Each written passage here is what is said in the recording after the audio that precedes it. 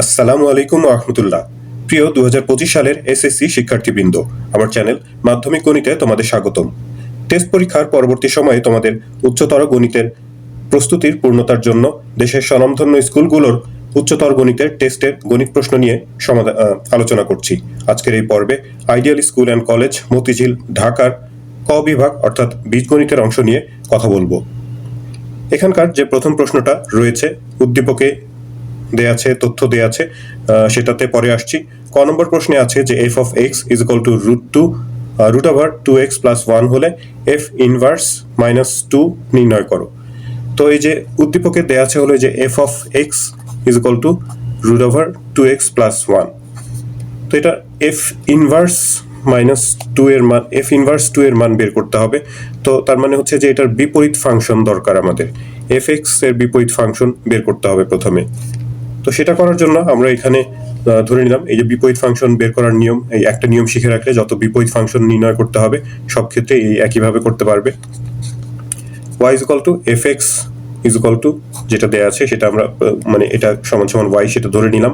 এখন y is equal two যদি F x হয়, সেখান থেকে আমরা উভয় পক্ষে যদি এফ ইনভার্স নেই, এখানে একটু এক লাইন শর্ট করেছি, এখানেও একটা এফ ইনভার্স, এখানেও এফ ইনভার্স, তাহলে এখানে হবে হচ্ছে এফ ইনভার্স y, আর এখানকার এফ ইনভার্স আর এফ কেটে শুধু এক্স থাকলো। এবার আবার এই যে আরেকটা অংশ y is equal to root over যে অংশটুকু আছে সেখান থেকে আমরা এক্স এর মান বের করব y এর মাধ্যমে। y is equal to root over 2x plus 1, root over তোলার জন্য দুই পাশে বর্গ করা হলো, 1টাকে এই পাশে নিয়ে আসলাম, তার মানে 2x is equal to y square minus 1, তাহলে x is equal to y square minus 1 কে 2 দিয়ে ভাগ। x এর মান এটা, x মানে হচ্ছে আমরা প্রথমে বের করেছিলাম x হচ্ছে f ইনভার্স y। তো এই যে f ইনভার্স y, x এর পরিবর্তে f ইনভার্স y লিখলাম, ডান পাশে যা আছে তাই। তো আমাদের এখানে f ইনভার্স 2 এর মান বের করতে বলেছে, তার মানে y এর জায়গাতে 2 বসিয়ে দিয়ে এই যে এখানে চলক পরিবর্তন করে 2 বসিয়ে দিলেই হয়। যদি এটা বিপরীত ফাংশন নির্ণয় করতে বলতো তার মানে হচ্ছে f ইনভার্স x নির্ণয় করতে হতো, এই লাইনের পরে এখানে যে চলক পরিবর্তন করে x দিয়ে দিলেই হয়ে যেত। তো এখানে f ইনভার্স 2 বের করতে হবে, তো y এর পরিবর্তে 2 বসিয়ে যদি আমরা হিসাব করি তাহলে পাই হচ্ছে 3/2। তো এটা ক নম্বর প্রশ্নের উত্তর। এখন খ নম্বর প্রশ্নটা দেখো, বলা হয়েছে যে দেখাও যে xy plus yz plus zx is equal to 0 অথবা x equal to y equal to z। তো এটা করতে গেলে আমাদের যে উদ্দীপকের দ্বিতীয় অংশটা দেয়া আছে x two the power minus 3 plus y two the power minus 3 plus z two the power minus 3 is equal two 3 into x inverse into y inverse into z inverse, এই সমীকরণটা ব্যবহার করতে হবে। তো সেই তথ্যটা আমরা লিখে নিলাম। x two the power minus 3 এটা ঋণাত্মক পাওয়ার থাকলে সেটাকে আমরা নিচে লিখতে পারি 1/x কিউব, একইভাবে এটা 1/y কিউব, এটাও তাই। আর এই যে এখানে 3 ইন্টু এক্স ইনভার্স মানে হচ্ছে 1/x, একইভাবে 1/y ইন্টু 1/z, এইগুলোকে বাম পাশে নিয়ে আসা হলো আর এইগুলোকে কিউবের ফর্মে লেখা হলো। 1/x, x এর উপর কিউব, এটাকে আমরা 1/x হোল কিউব লিখতে পারি, আর 1 এর উপর তো যে কোনো সংখ্যা পাওয়ার দেয়াই যায়। তো তাহলে হচ্ছে এটাকে a ধরলাম, b c a cube plus b cube plus c cube minus 3abc। তো এটার সূত্র আছে একটা, যে হাফ যুক্ত একটা সূত্র আর একটা হাফ ছাড়া আর একটা সূত্র আছে। তো এখানে যে হাফ যুক্ত যে সূত্রটা আছে সেই সূত্রটা এখানে ব্যবহার করব, half into a plus b plus c into a minus b whole square plus b minus c whole square plus c minus a whole square. তো সেই সূত্র প্রয়োগ করে এই লাইনটা হিসাব করা হয়েছে, ডান দিকে হলো 0। এখন এই হাফ এখানে গুণ অবস্থায় আছে, এটাকে যদি আমরা ডান পাশে নিয়ে শূন্যের সাথে ভাগ করে দিই তাহলে শূন্যই হয়। তাহলে এই যে এই দুইটা রাশির গুণফল 0 হলো। এখন এই দুইটা রাশির গুণফল যদি 0 হয় তাহলে তাদের যে কোনো একটার মান 0 হতে পারে। তো আমরা প্রথমের যে অংশটা সেটাকে 0 লিখতে পারি। সেখান থেকে এখানে যদি লসাগু নেওয়া হয় xyz লসাগু হবে, x দিয়ে xyz কে ভাগ করলে yz থাকবে, তার সাথে উপরে 1 গুণ করলে yzই হয়। একইভাবে এখানে y দিয়ে লসাগুকে ভাগ, লবের সাথে গুণ, এখানেও সেই একই কথা।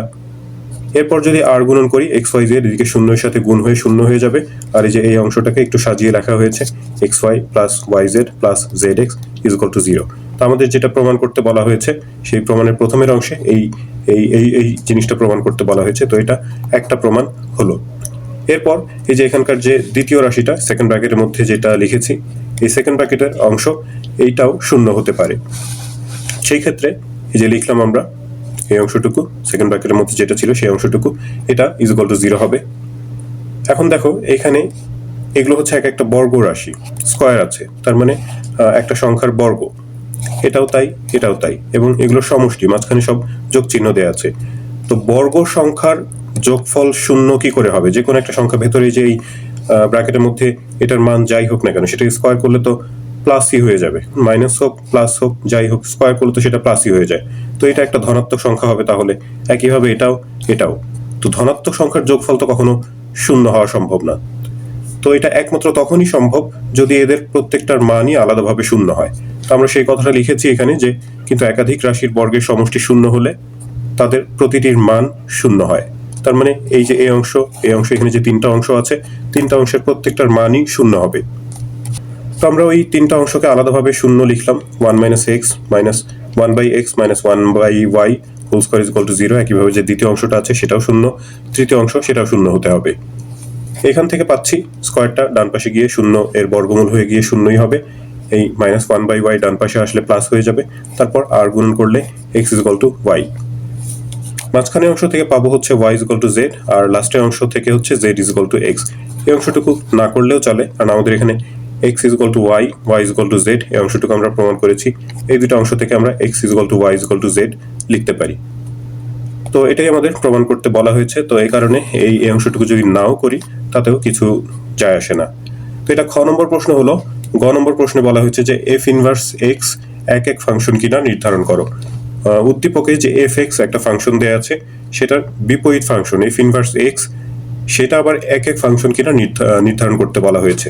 তো তাহলে প্রথমে আমাদের বিপরীত ফাংশন নির্ণয় করতে হবে, তারপর সেটা এক এক ফাংশন কিনা সেটা হিসাব করে দেখতে হবে। তো এখানে যে উদ্দীপকে যেটা দেওয়া আছে f x is equal to 2x plus 3 by 5x minus 4, বিপরীত ফাংশন নির্ণয় করার জন্য এটাকে আমরা y ধরে নিলাম। ক নম্বর প্রশ্নে আমরা বিপরীত ফাংশন নির্ণয় করার মতো একটা কাজ করেছিলাম। তো এখানে প্রথমে অংশে যে এই বিপরীত ফাংশন নির্ণয় করতে বললে প্রত্যেকটা অঙ্কে ওই একই নিয়ম, একই system. y is equal two F x, দুই পাশে যদি আমরা এফ ইনভার্স নেই, এখানকার এফ কাটা যাবে, এফ ইনভার্স আর এফ কাটা যাবে, আর এই পাশে এফ ইনভার্স আসবে, F inverse y is equal to x. তারপর আবার এই y ইজ ইকুয়াল টু যে এই ভগ্নাংশটা, এখান থেকে আমরা x এর মান বের করব y এর মাধ্যমে। তো এখানে আর গুণন করা হলো, এই y এর সাথে এই যে 5x মাইনাস 4 গুণ করে এই পাশটা পেলাম, আর 2x প্লাস 3, y এর নিচে কিছু নেই মানে 1 এর সাথে এটা গুণ করলে এটাই। যেহেতু আমরা x এর মান বের করব, এই জন্য x যুক্ত যে দুইটা পদ আছে সেই দুইটাকে এক পাশে নিয়ে আসলাম, আর বাকি দুইটা পদ আরেক পাশে। তারপর এখান থেকে একটা x কমন নিলাম, কমন নিয়ে 5y মাইনাস 2, এটা এখানে x এর সাথে গুণ অবস্থায় থাকলো। পরের লাইনে এটা ডান পাশে নিয়ে গিয়ে ভাগ করে দিলাম, তাহলে x এর মান পেলাম। এখন x মানে আবার আমরা এই যে প্রথমে হিসাব করেছিলাম যে x মানে হচ্ছে f ইনভার্স y, তাহলে x এর পরিবর্তে আমরা এখানে f ইনভার্স y লিখে দিতে পারি। তাহলে পেলাম f inverse y is equal to 4y plus 3 divided by 5y minus 2। তো আমাদের হচ্ছে এই এফ এক্স এর বিপরীত ফাংশন নির্ণয় করতে হবে, অর্থাৎ এফ ইনভার্স এক্স নির্ণয় করতে হবে। তো y চলক পরিবর্তন করে আমরা x দিয়ে দিলাম, তো ডান পাশে যেখানে যেখানে y ছিল সেখানে x দিয়ে দিলেই ওই এফ এক্স এর বিপরীত ফাংশন নির্ণয় হলো। এখন বলা হয়েছে যে এই এফ ইনভার্স এক্স এটা এক এক ফাংশন কিনা সেটা হিসাব করতে হবে। তো এক এক ফাংশন সেটা বের করার জন্য আবার সিস্টেম হচ্ছে কি, যে আমরা প্রথমে ধরে নিচ্ছি যে এই এফ ইনভার্স এক্স, এই যে ফাংশন যেটা বা বিপরীত ফাংশন যেটা নির্ণয় করলাম, এটার ডোমেইনের দুইটা ভিন্ন সদস্য, একটা হচ্ছে x1 একটা x2, যে কোনো চলক ধরতে পারি এখানে। তো দুইটা এরকম ভিন্ন চলক ধরে দুইটা ভিন্ন ডোমেইনের দুইটা সদস্য ধরে নিতে হবে। ধরে নিয়ে এখন একটা কথা লিখলাম যে এফ ইনভার্স এক্স এটা এক এক ফাংশন হবে যদি ও কেবল যদি F inverse x1 is equal two F inverse x2 এর জন্য x1 is equal two x2 হয়। তো এরকম যে দুইটা চলক ধরে নিয়েছি সেই দুইটা চলকের জন্য এই যে ফাংশন দুইটাকে সমান ধরে যদি x1 আর x2 সমান প্রমাণ করতে পারি, তাহলেই সেটা এক এক ফাংশন হয়। তো তার মানে এই f inverse x1 is equal two f inverse x2, এই সমীকরণ থেকে আমাদের হিসাব করার চেষ্টা করতে হবে যে x1 আর x2 সমান হয় কিনা। f ইনভার্স x1 মানে হচ্ছে যে f ইনভার্স x এর মান যে আমরা বের করেছি সেখানে x এর পরিবর্তে x1 বসিয়ে দিলাম, আবার একইভাবে এখানে x2 বসিয়ে দিলাম।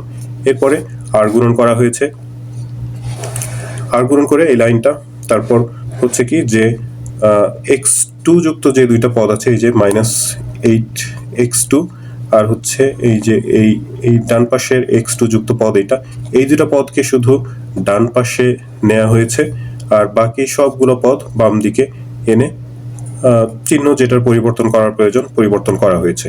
তো তাহলে হবে কি, যেখানে 20x1 x2 minus 20x1 x2 কাটা যায়, প্লাস 6 মাইনাস 6 কাটা যায়, 15x1 আর হচ্ছে 8x1 যোগ করলে 23x1 হয়।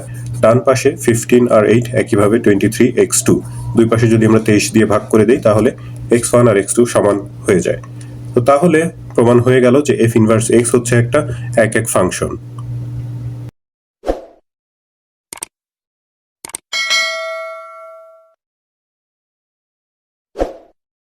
এরপরে বীজগণিত অংশের যে 2 নম্বর প্রশ্নটা দশম অধ্যায় থেকে দেয়া হয়েছে, বিস্তৃতির অধ্যায়। ক নম্বর প্রশ্নে বলা হয়েছে যে 1 minus z square by 4 whole to the power 8 এর বিস্তৃতির জেড কিউব এর সহগ নির্ণয় করো। তো এই যে প্রশ্নটা হচ্ছে এটা, আমরা দ্বিপদী বিস্তৃতির সূত্রানুসারে যদি হিসাব করি, এখানে প্রথম পদ 1 থাকলে তো বিস্তৃতির প্রথম পদ 1ই হয়। এরপর এখানে যে সর্বোচ্চ মানে n এর মান হচ্ছে 8c1, সেখানে যেখানে মানে দ্বিপদী রাশির যে দ্বিতীয় পদটা মাইনাস জেড স্কোয়ার বাই 4, এর উপরে এই যে c এর নিচে যা থাকে সেটাই পাওয়ার হয়। প্রথম পদ যখন 1 হয় তখন প্রথম পদের আর হিসাব এই মানে পরবর্তী পদগুলোতে আর প্রয়োজন হয় না। আমরা এখানে দেখার চেষ্টা করি যে কোনো পদে এক্স কিউব আসবে কিনা, কারণ আমাদের এক্স কিউবের সহগ বের করতে বলা হয়েছে। দ্বিতীয় পদে এই যে এরকম হবে, এখানে এর উপরে 1 পাওয়ার, অর্থাৎ এটা হিসাব করলে জেড স্কোয়ার আসবে। তৃতীয় পদে 8c2, সেখানে এই মাইনাস জেড স্কোয়ার বাই 4 এর উপরে এই যে 2 পাওয়ার হবে স্কোয়ার, সি এর নিচে যত থাকে এই পদের উপর ততই পাওয়ার হয়। তো এটা যদি হিসাব করা হয় তাহলে জেড টু দ্য পাওয়ার 4 হবে। এর পরেরটাতে এখানে কিউব আসবে, অর্থাৎ জেড টু দ্য পাওয়ার 6 হবে, অর্থাৎ এখানে জেড এর পাওয়ার এরপর বাড়তেই থাকবে। তো এখানে 4, এরপরে তো আর 3 আসার কোনো চান্স নাই, তো তার মানে আর পরবর্তী পদ প্রয়োজন নাই। এখন এতটুকুই যদি আমরা হিসাব করি, 8c1 8 হয়, তারপরে মাইনাসের উপরে 1 পাওয়ার দিলে মাইনাসই থাকে, এখানে 8c2 সেটা হচ্ছে 28 হয়, এখানে স্কোয়ার করলে জেড টু দ্য পাওয়ার 4/16, তারপরে যে সংখ্যা যে আছে সেগুলো কাটাকাটি করে যতটুকু ছোট করা যায় ছোট করা হয়েছে। এখন দেখা যাচ্ছে যে এখানে জেড কিউব যুক্ত কোনো পদ নাই, আমরা লিখেছি যে জেড কিউব যুক্ত পদ নেই। তো কোনো একটা পদ যদি না থাকে তো তার সহগ সেখানে শূন্য ধরে নিতে হয়। মানে জেড কিউব যদি আমরা এখানে লিখতে চাই তো তাহলে সহগ যদি শূন্য লিখি সেটা তো গুণ হয়ে শূন্যই হয়ে যাবে, তার মানে সেটা নাই। তাহলে এখানে জেড কিউবের সহগ আমরা শূন্য লিখতে পারি। তো এটা ক নম্বর প্রশ্ন হলো। খ নম্বর প্রশ্নে বলা হয়েছে যে 1 নং এর বিস্তৃতিতে তৃতীয় পদের সহগ চতুর্থ পদের সহগের 4 গুণ হলে n এর মান নির্ণয় করো। 1 নং উদ্দীপকের যে 1 নং রাশিটা দেয়া আছে 2 plus x/4 whole to the power n, তো এইটার বিস্তৃতির বলা হয়েছে যে তৃতীয় পদের সহগ চতুর্থ পদের সহগের 4 গুণ। তো তাহলে আমাদের তৃতীয় চতুর্থ 4 নম্বর পদ পর্যন্ত প্রয়োজন। তো দ্বিপদী বিস্তৃতির সূত্রানুসারে আমরা লিখতে পারি যে রাশিটা দেয়া আছে সেটা সূত্রানুসারে প্রথম পদ যা থাকে তার উপরে n পাওয়ার, এখানে nই পাওয়ার দেয়া আছে, তো 2 two the power n plus এখানে যে nc1 মানে n কে এক পদ বিস্তৃত করতে হবে, সেখানে এই যে প্রথমে দ্বিতীয় যে পদটা আছে রাশির x/4 তার উপরে পাওয়ার হিসাব করি, c এর নিচে যা থাকে এর উপরে সবসময় সেটাই পাওয়ার হয়, আর এইটার পাওয়ার আর হচ্ছে যে প্রথম পদ এখানে 2, প্রথম পদের পাওয়ার, এই দুইটার পাওয়ার মিলে হচ্ছে সর্বোচ্চ n এর সমান হতে হবে, অর্থাৎ n এর যে মান এখানে তো nই দেয়া আছে, তাহলে n এর সমান হতে হবে। তো এটা যদি 1 হয়, n এর সমান করতে গেলে এখানে আমাদের n-1 প্রয়োজন, n-1 আর 1 যোগ করলে n হয়। তো এটা খেয়াল রাখতে হবে যে প্রত্যেকটা পদের জন্যই এই কথাটা প্রযোজ্য, প্রত্যেকটা পদেই c এর নিচে যা থাকবে দ্বিতীয় পদে তত পাওয়ার হবে, আর এই যে প্রথম পদে মানে এই দুইটার পাওয়ার মিলে যেন n এর সমান হয় সেই ব্যবস্থাটা করতে হবে। তাহলে এইভাবে করে এই কথাটুকু খেয়াল রাখলে এখানে মাঝখান থেকে যে কোনো একটা পদ বিস্তৃতির যে কোনো একটা পদ নির্ণয় করা সম্ভব। তো এটা দ্বিতীয় পদ গেল, তৃতীয় পদ হিসাবে হবে nc2 2 two the power n-2 R x/4 এর উপরে হচ্ছে স্কোয়ার। তারপরে চতুর্থ পদ হিসাব করা হলো। এখন যেহেতু আমাদের শুধু তৃতীয় আর চতুর্থ পদ দরকার, তো এখানে সবগুলো পদের তো হিসাব করার দরকার নেই, আমরা তৃতীয় পদ চতুর্থ পদ আলাদাভাবে লিখে নিয়ে তারপরে সেটা যতটুকু সম্ভব, n এর মান যেহেতু জানি না পুরো হিসাবটা করা সম্ভব না, যতটুকু সম্ভব হিসাব করলাম। nc2 এর মানে হচ্ছে কি, আমি একটু উদাহরণ দিয়ে বলি, যে ধরো যে 5c2 এর মানে হচ্ছে কি যে 5কে 2 পদ বিস্তৃত করতে হবে, তার মানে ওপরে হচ্ছে 5, উল্টো দিক থেকে 5, আর তার আগের পদ হচ্ছে আগের সংখ্যা হচ্ছে 4, 2 পদ, দুইটা সংখ্যা নিতে হবে উল্টো দিকে, আর নিচে হলো 1 2। এটুকু হিসাব করে যা হয় সেটা হচ্ছে 5c2 এর মান। তো তাহলে n কে যদি আমরা দুই পদ বিস্তৃত করতে চাই, n তার আগের n এর আগের যে সংখ্যাটা, n এর আগে নিশ্চয়ই এক কম, n এর থেকে এক কম, অর্থাৎ n-1 হবে, আর নিচে হচ্ছে 1 2। এখানে যে স্কোয়ার যুক্ত যে অংশটুকু আছে সেটা স্কোয়ার করলে x² / 16 হয়। তাহলে এই 16টাকে যদি আমরা এই যে এখানে লিখে দিই, এটা নিচের সংখ্যা, নিচে এই 2 × 16 লিখতে পারি। 1 তো গুণ অবস্থায় আছে, এটা না লিখলেও হয়। তাহলে উপরে হলো n × n-1, নিচে 2 × 16, এখানে যে 2 যুক্ত যে অংশটা সেটা থাকলো, x² থাকলো। তাহলে এখানে x² এর সহগ হচ্ছে এই যে এই অংশটুকু, মানে তৃতীয় পদের সহগ হচ্ছে এই x² বাদ দিয়ে বাকি যে অংশটুকু আছে সেটা। একইভাবে আমরা চতুর্থ পদের হিসাবটা করি। চতুর্থ পদ হচ্ছে nc3 2n-3 × x/4 whole to the পাওয়ার 3। তো এখানে nc3 মানে হচ্ছে এটা 3 পদ বিস্তৃত করতে হবে। n তার আগের পদ n-1, তার আগের পদ n-2 আরো এক কম, আর নিচে হচ্ছে 1 2 3। তারপর এটা যে এখানে কিউব হিসাব করে যা হয় হলো এই 64টাকে এর সাথে গুণ অবস্থায় লিখেছি, 2 × 3 × 64। 1 তো গুণ অবস্থায় লেখা না লেখা একই কথা, তো সেটা আর লেখা হয়নি। এখন তাহলে এই চতুর্থ পদের সহগ হচ্ছে যে x³ বাদ দিয়ে বাকি যে অংশটুকু আছে সেটা। এখন প্রশ্নে বলা হয়েছে যে তৃতীয় পদের সহগ চতুর্থ পদের সহগের 4 গুণ। তো এই যে এটা হচ্ছে তৃতীয় পদের সহগ, আর এটা হলো চতুর্থ পদের সহগ। তো প্রশ্নে যেহেতু বলা হয়েছে তৃতীয় পদের সহগ চতুর্থ পদের সহগের 4 গুণ, এই কারণে চতুর্থ পদের সহগের সাথে একটা 4 গুণ করা হলো। এরপর হিসাব করি, এই 4 এর সাথে 64 কেটে 4 × 16 = 64, 16 হয়। উভয় পক্ষে দেখতে পাচ্ছি যে n × n-1 উভয় পক্ষে আছে। উভয় পক্ষকে n × n-1 দিয়ে যদি ভাগ করি তাহলে এই অংশটুকু কাটা যাবে। একটু শর্টকাট হিসাব করা হয়েছে, উচ্চতরে এতটুকু শর্টকাট করতেই হবে। এপাশে নিচে 2 × 16 আছে, এইদিকেও 2 × 16 আছে। 2 × 16 দিয়ে যদি উভয় পক্ষকে গুণ করা হয় তাহলে এই অংশটুকুও কাটা যাবে।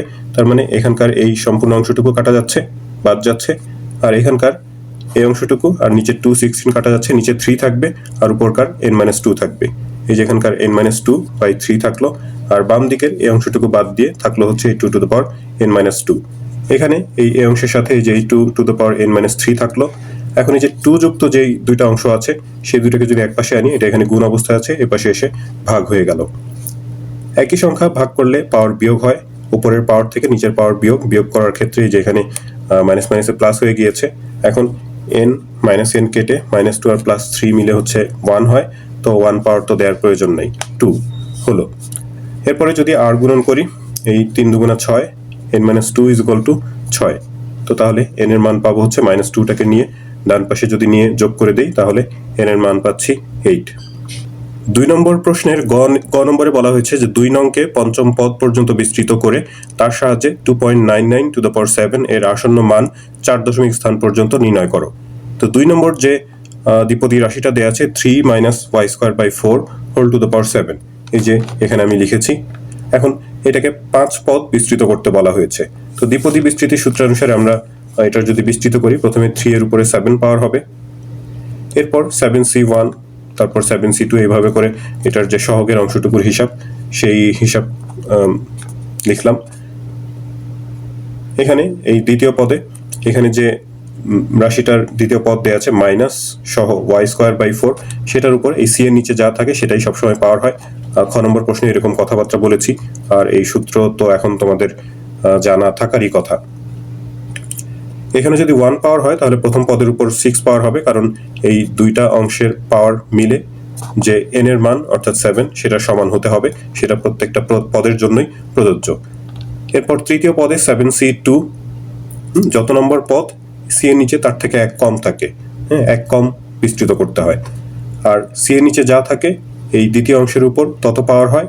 আর দুইটা অংশের পাওয়ার মিলে যেহেতু সর্বোচ্চ পাওয়ার মানে n এর সমান হতে হয়, তো এটাতে 2 হলে এখানে 5 হবে, দুইটা মিলে 7 হতে হবে এখানে, কারণ এখানে n এর মান দেয়া আছে হচ্ছে 7। তো এইভাবে করে চতুর্থ পঞ্চম পদ পর্যন্ত হিসাব করা হয়েছে। তারপর ... আমাদের পঞ্চম পদ পর্যন্তই দরকার। 3 টু দ্য পাওয়ার 7 হিসাব করলে 2187 হয়। তারপর 7c1 মানে হচ্ছে 7, 3 এর উপরে 6 পাওয়ার দিলে 729 হয়, -y² / 4, তার উপরে 1 পাওয়ার দিলে এটাই, মাইনাসের উপর বিজোড় সংখ্যা পাওয়ার থাকলে মাইনাসই হয়। তারপরে পরের পদ, এগুলো তো হিসাবের কথা তো আর এত বলার প্রয়োজন নেই। 7c2 এর মান ক্যালকুলেটরের সাহায্যে এগুলো বের করতে পারো। তারপর 3^5 এর মান, তারপর যে স্কোয়ার আছে সেটা হিসাব করা হয়েছে, তারপর পরবর্তী পদ, তারপরের পদ, এগুলো হিসাব করে যে সংখ্যা যেগুলো আছে সংখ্যাগুলোকে যদি আমরা একত্রে হিসাব করি, এখানে এটা তো প্রথম পদ যা আছে তাই, তারপর এখানে 7/729 গুণ, তার সাথে 4 ভাগ, এখানে কোনো কিছু কাটা যায় না, শুধু উপরে গুণ আর নিচে 4টা ভাগ অবস্থায় রেখে তার সাথে y² গুণ, এভাবে বাকি পদগুলোর সাংখ্যিক যে অংশটুকু আছে সেটুকু হিসাব করে একত্রিত করা হয়েছে। এখন প্রশ্নে বলা হয়েছে যে এই বিস্তৃত করে তার সাহায্যে 2.99 এর আসন্ন মান নির্ণয় করতে হবে। তো এই যে প্রশ্ন যেটা ছিল, এই যে প্রশ্নটা হচ্ছে এটা, এর জায়গাতে আমাদের 2.99 এর মান বের করতে হবে। তার মানে এই জিনিসটার মান হতে হবে 2.99 তো সেই জিনিসটা লিখেছি যে 3 - y²/4 এটার মান হতে হবে, অর্থাৎ সমান হবে হচ্ছে 2.99 দুই পাশ থেকে 7 পাওয়ার বাদ দিয়ে দাও। এটার মান আমরা এখান থেকে y এর মান বের করার চেষ্টা করব, বিস্তৃতিতে y এর মান বসিয়ে তারপরে বাকি হিসাব করব। তো এই অংশটুকুতে মাইনাস আছে, এটাকে ধরো যে আমরা এই পাশে নিয়ে গেলাম, তাহলে 2.993 থেকে মাইনাস হবে, তো সেটা মাইনাস করলে 0.01 পাওয়া যায়। তারপর আর গুণন করলে 4টা এই পাশে গিয়ে গুণ হয়ে যাবে। সবশেষে y এর মান বের করতে গেলে স্কোয়ারটা ডান পাশে নিয়ে যদি রুট করে দিই, y এর মান পাওয়া যায় হচ্ছে 0.2। এখন আমরা যে ওই প্রদত্ত রাশিটাকে 5 পদ বিস্তৃত করেছি, সেখানে যদি y এর মান 0.2 বসিয়ে দিই, তাহলে আমাদের আনসার পেয়ে যাব। তো যে প্রদত্ত রাশিটা সেখানেও আমরা y এর মান বসিয়ে দেখিয়ে দিলাম।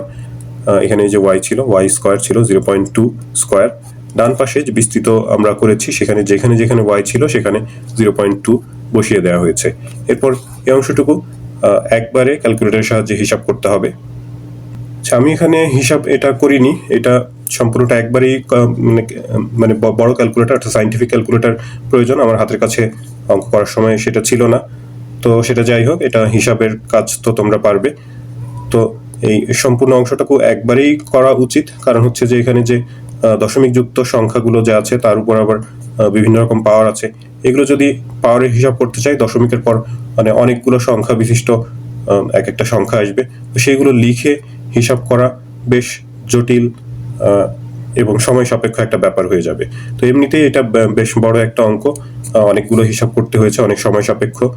তো সে কারণে এই হিসাবটুকু, যেহেতু সায়েন্টিফিক ক্যালকুলেটর সবার কাছে থাকারই কথা, তো সেই ক্যালকুলেটর ব্যবহার করে এই সম্পূর্ণ অংশটুকুর মান একবারে যদি বের করে দাও, এখানে প্রশ্নে বলা হয়েছে যে আসন্ন মান 4 দশমিক স্থান পর্যন্ত, তো দশমিকের পর 4 ঘর নিতে হবে। সেক্ষেত্রে খেয়াল রাখতে হবে যে পঞ্চম ঘর যদি 4-এর থেকে বড় হয় তাহলে চতুর্থ ঘরে 1 যোগ করে নিতে হবে। 3 নম্বর সৃজনশীল প্রশ্নটার প্রথমে ক নম্বর সমাধান করি। 8.051, এখানে 5 আর 1 এর উপর পৌনঃপুনিক আছে, এই সংখ্যাটাকে মূলদীয় ভগ্নাংশে প্রকাশ করতে বলা হয়েছে। তো মূলদীয় ভগ্নাংশ এটা আমাদের সাধারণ গণিতে একটা খুব সহজ পদ্ধতি দেয়া আছে, কিন্তু এটা যেহেতু উচ্চতর গণিত, এখানে অবশ্য কোনো নিয়মের কথা বলা হয়নি। ইচ্ছা করলে আমরা এই সাধারণ গণিতের নিয়ম দিয়ে করে দিতে পারি। তারপরেও যেহেতু এটা মানে এই ধরনের অঙ্ক আমাদের একটা অধ্যায়ে আছে হায়ার ম্যাথে, সপ্তম অধ্যায়ে, তো আমরা সেই সপ্তম অধ্যায়ে যে নিয়ম দেওয়া আছে সেই নিয়ম অনুসারে করছি এটা। তো সেটা হলো কি, যে এখানে যে 5-1 এর উপর পৌনঃপুনিক আছে, তার মানে 5-1 এরপর রিপিট হতেই থাকবে, বারবার আসবে, ডট ডট দিয়ে বুঝিয়েছি যে এরকম 5-1 এটা চলতেই থাকবে। তো এটাকে আমরা একটা ধারা হিসেবে প্রকাশ করতে চাই। 8 এটা পূর্ণ সংখ্যা, এইটাকে বাইরে আলাদাভাবে রেখে দিলাম, এর সাথে প্লাস প্রথম পদটা যদি আমরা লিখি 0.051, তারপরে প্লাস এখানে যে 051 অর্থাৎ 3 ঘর শূন্য দিয়ে তারপরের যে 51, এরপরে এইভাবে 3 আর 2 5টা শূন্য, তারপরের 51, এগুলো যোগ করলে যেখানে যা আছে সেটাই হবে। তো এইভাবে এটা চলতে থাকবে। তো এটা একটা গুণোত্তর ধারা তৈরি হয়ে যায়। এখন এই গুণোত্তর ধারা, এটা অসীম গুণোত্তর ধারা। গুণোত্তর ধারা যে অসীমতক সমষ্টি সূত্র আছে সেই সূত্র ব্যবহার করে এই অংশটুকুর মান বা সমষ্টি আমরা বের করার চেষ্টা করব। এখানে আমরা লিখেছি বন্ধনী অংশটুকু একটা অসীম গুণোত্তর ধারা, যার প্রথম পদ a হচ্ছে 0.051 এবং সাধারণ অনুপাত দ্বিতীয় পদকে প্রথম পদ বা তৃতীয় পদকে দ্বিতীয় পদ দিয়ে ভাগ করলে এখানে সাধারণ অনুপাত পাওয়া যাবে 0.01। তো এখন যে সংখ্যাটা দেয়া আছে সেটা সমান সমান হচ্ছে এখানে 8, তো আলাদাভাবে থাকলো, সেটা তো এই সূত্রের মধ্যে পড়বে না, কারণ সেটা ধারার অংশ না। বাকি যে অংশটা সেটা এই যে অসীম গুণোত্তর ধারার যে সূত্র a/1 - r, সেই সূত্রানুসারে হিসাব করব।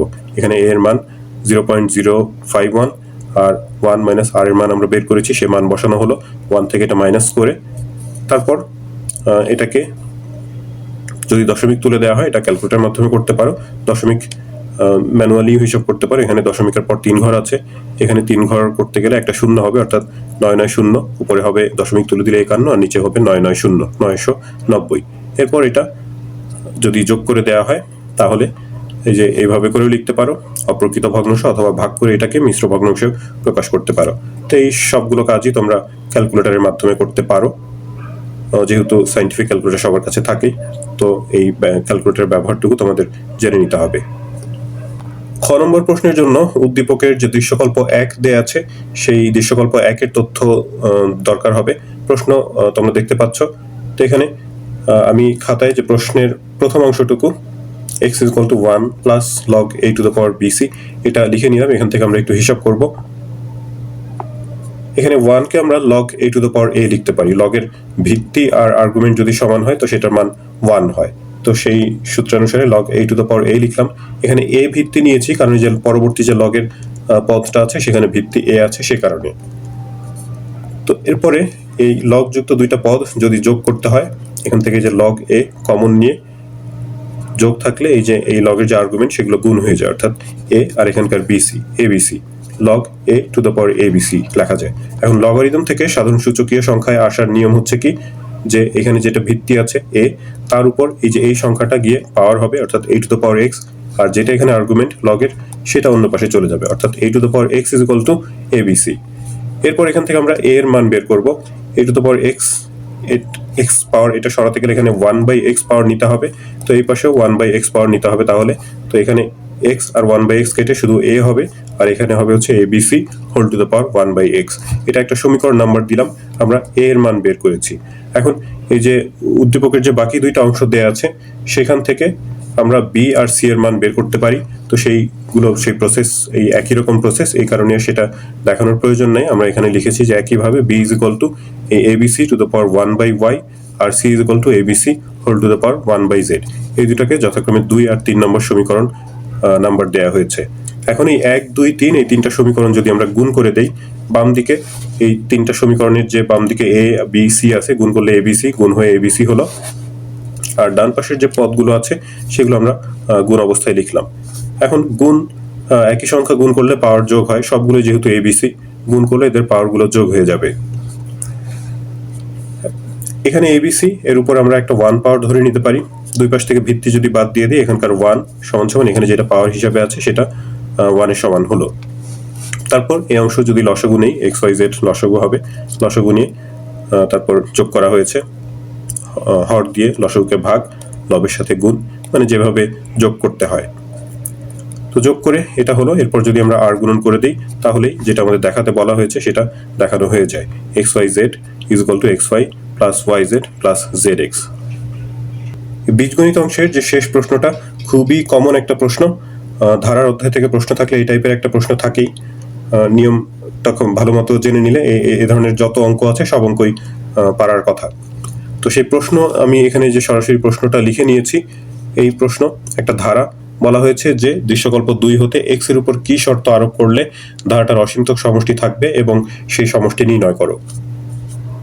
তো এই ধারা এটা যে ইনভার্স আছে, -2 পাওয়ার, এখানে -3 পাওয়ার, তো সেগুলোকে ঋণাত্মক পাওয়ার, এগুলোকে আমরা যার উপর পাওয়ার আছে সেটাকে পাওয়ার সহ নিচে লিখতে পারি। 1/16x + 1, এটা হচ্ছে 1/16x + 1, -2 পাওয়ার ছিল, তার মানে এর উপর স্কোয়ার হবে। একইভাবে এখানে যে 3 পাওয়ার। তো এই ধারার হচ্ছে প্রথম পদ a = প্রথম পদটা লিখেছি সাধারণ অনুপাত, দ্বিতীয় পদকে প্রথম পদ দিয়ে ভাগ করে এই 1/16x + 1 এরকম একটা ভগ্নাংশই পাওয়া যায়। এখন অসীমতক সমষ্টি থাকবে x এর উপর কোন শর্ত আরোপ করলে, সেটা হচ্ছে আমাদের প্রশ্ন। অসীমতক সমষ্টি থাকার জন্য একটা শর্ত, এই যে এই কথাটুকু তোমাদের মনে রাখতে হবে। এই ধরনের অঙ্কে এই কথাটুকু লিখতে হবে। ধারাটার অসীমতক সমষ্টি থাকবে যদি ও কেবল যদি মডিউলেশন অফ r, অর্থাৎ কি বলে যে সাধারণ অনুপাতের পরম মান <1 হয়, অর্থাৎ এই যে সাধারণ অনুপাত আমরা যেটা বের করেছি 1/16x + 1, এটার পরম মান যদি <1 হয় তাহলেই কেবল এই ধারাটার অসীমতক সমষ্টি থাকবে। এখন এই মডিউলেশন সাইন যদি আমরা তুলে দেই, এই মডিউলেশন মানে হচ্ছে যে এই অংশটুকুর মান এটা ধনাত্মক বা ঋণাত্মক দুটোই হতে পারে। তো সেই ধনাত্মক ঋণাত্মক দুইটা অংশ যদি আমরা একটু বিশ্লেষণ করি তাহলে এই যে এইরকম পাবো যে সেটা -1 থেকে বড় হবে অথবা +1 থেকে ছোট হবে। এখানে দুইটা অংশ -1 থেকে বড় আবার 1 থেকে ছোট, এই দুইটা অংশকে আমরা পৃথক করে নিয়ে তারপরে হিসাব করব। এখান থেকে যদি -1 থেকে এই অংশটুকু বড় হয় সাধারণ অনুপাত, তো সেই ক্ষেত্রে আমরা এই ভগ্নাংশকে উল্টিয়ে দিলাম, এখান থেকে x এর মান বের করব, তো সেই কারণে এটা উল্টিয়ে দিলাম। বাম পাশে এটাকে উল্টিয়ে দিতে হবে, উল্টিয়ে দিলে যে ভগ্নাংশ উল্টিয়ে দিলে যে অসমতার চিহ্নটা উল্টে যায়। অসমতার চিহ্ন এটা দুইটা কারণে উল্টে যায়, একটা হচ্ছে যে এই ভগ্নাংশ যদি আমরা উল্টিয়ে দিই তখন, আর দ্বিতীয়ত হচ্ছে যদি ঋণাত্মক সংখ্যা দিয়ে উভয় পক্ষকে গুণ অথবা ভাগ করা হয় সেই ক্ষেত্রে।